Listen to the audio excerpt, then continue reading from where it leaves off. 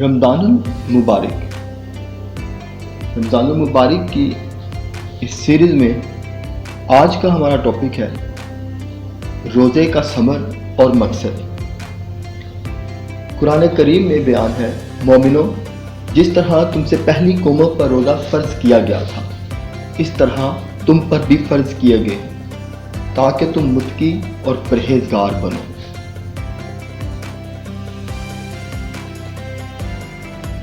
رمضان کا مہینہ وہ ہے جس میں قرآن اتارا گیا، جو لوگوں کے لیے ہدایت ہے، اور یہ ہدایت حق و باطل کی تمیز کی دلیل ہے۔ بس جو اس مہینے میں زندہ رہے وہ روزے رکھے، جو بیمار یا مسافر ہو تو وہ ان کے بدلے میں اور دونوں میں روزے رکھے۔ اللہ تعالیٰ تمہارے ساتھ آسانی چاہتا ہے تاکہ تم روزوں کی تعداد پوری کر سکو، اور اس لیے بھی کہ تم اللہ کی ہدایت پر اس کی بڑائی بیان کرو اور شکر کرو۔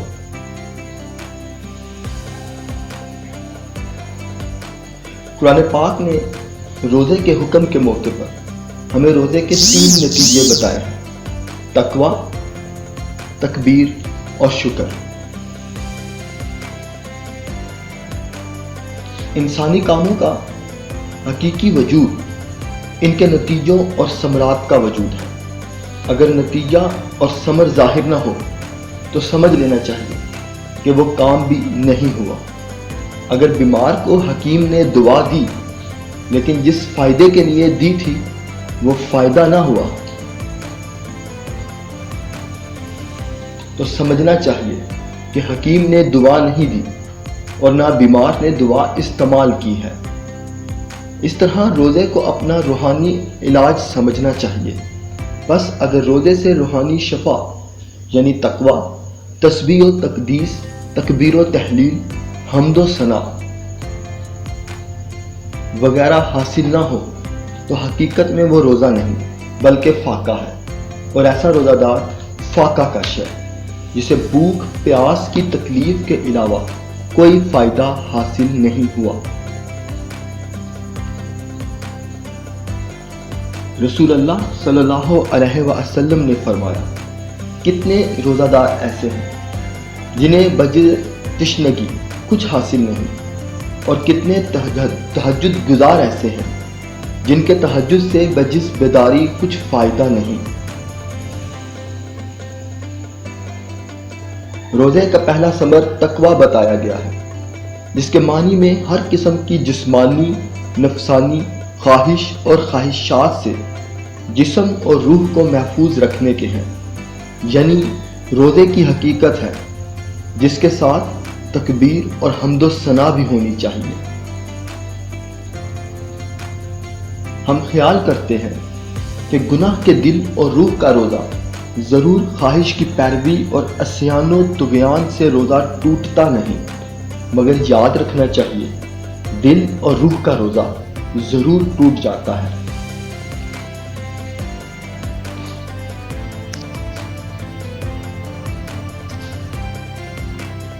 اور جب قلب کا روزہ باقی نہ رہا تو محض جسم کا روزہ رکھنا بے سود اور مفید نہیں۔ القرآن: روزے دار صبح سے شام تک عبادت میں رہتا ہے جب تک کسی کی غیبت نہ کرے۔ جب وہ غیبت کرتا ہے تو اپنے روزے کو پھاڑ دیتا ہے۔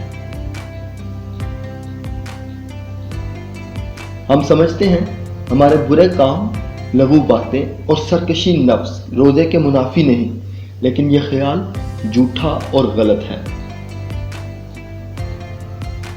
رسول اللہ نے فرمایا، روزہ کھانے پینے سے پرہیز کا نام نہیں بلکہ برے کاموں سے بچنے کا نام ہے۔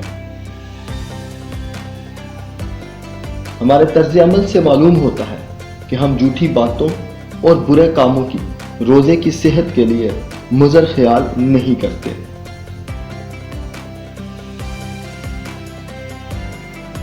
ہمارے طرز عمل سے معلوم ہوتا ہے کہ ہم جھوٹی باتوں اور برے کاموں کی روزے کی صحت کے لیے مضر خیال نہیں کرتے۔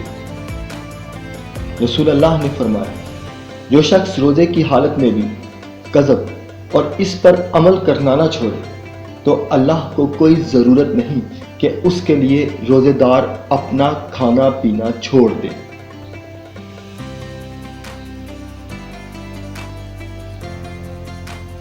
رسول اللہ صلی اللہ علیہ وسلم نے فرمایا، تم میں سے جب کسی کے روزے کا دن ہو اور وہ نہ بدگوئی کرے نہ شور و غل، اگر کوئی اسے برا کہے یا اس سے آمادہ پیکار ہو تو کہہ دے کہ میں روزے سے ہوں۔ ہماری ان ویڈیوز کا پیغام کتاب رمضان المبارک کے فضائل و احکام، جس کے مصنف مولانا عبید اللہ محدث ہیں، سے لیا جاتا ہے۔ اللہ تعالیٰ سے دعا ہے کہ وہ ہم سب کو اس سال رمضان کے روزے اس کی مکمل روح کے مطابق رکھنے کی ہمت و توفیق دے۔ مزید معلوماتی ویڈیوز کے لیے ہمارے چینل کو سبسکرائب کریں۔